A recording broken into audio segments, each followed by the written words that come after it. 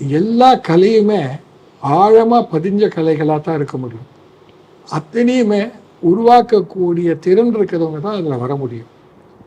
அதில் ஈடுபாடு யாருக்கு அதிகம் இருக்கோ அதை அவங்க அந்த டயத்தை செலவிடுறாங்க. சாதனைகள் அப்படி தான் வருது. சாதகம் பண்ணி தான் சாதிக்க முடியும். கடின உழைப்பு இல்லைன்னா இந்த கலை ஆர்வத்தில் என்னதான் இருந்தாலும் வராது. Geniuses are born, but when a star is born, it's 1 in a million. எல்லாரும் அதுவாக ஆகிட முடியாது. உதாரணமாக எடுத்துக்கோங்க, டாக்டர் எம்.எஸ். சுப்பலக்ஷ்மி பாரத ரத்னா அவார்டு.